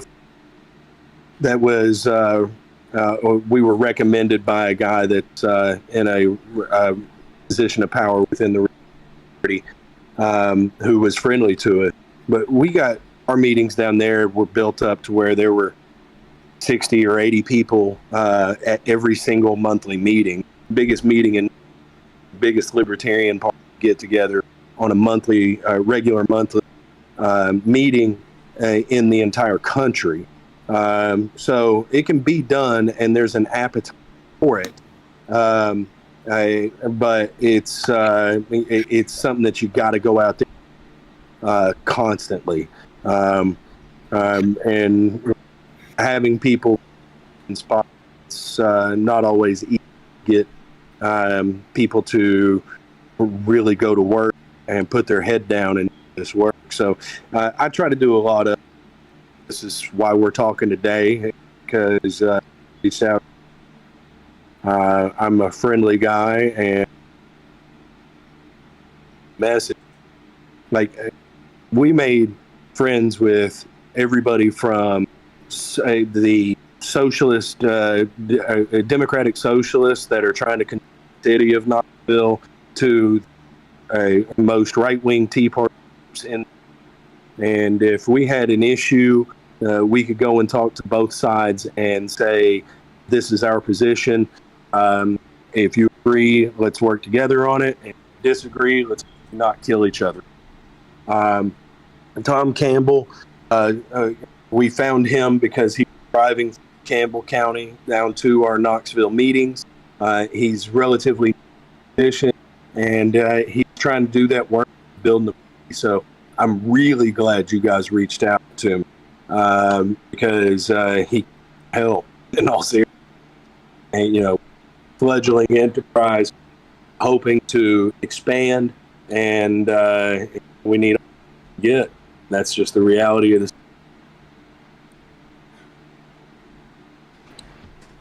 All right, well, good to go. Once again, I want to thank both y'all. Marcus, thank you for coming on and being patient with us. Yeah, thanks. I know we had some hiccups. I really enjoyed your points on what you had. Want to wrap up. Before we wrap up, real quick, do you have anything, Marcus? No, I appreciate you guys having me, and I've enjoyed it. I look forward to more in the future. Yeah, first, thank you guys. And keep sharing, watching, tuning in. Yeah, we try to be a little bit more active. We had some hiccups. We're just audio today. We're going to, next week, we plan on being back video and back to normal. But I really feel like we had a good conversation today. We're going to really try to push for this on the show, this discourse, because it's pretty apparent what's going on. There's not any of this going on. But we want to thank you guys for coming on. We want to thank all the viewers for coming on and commenting, giving us ideas on the topic, pointing out some things that we always appreciate y'all's input. It's more important than y'all know. But we're going to sign out. Thank you guys again. All right. Thank you guys. Thanks for having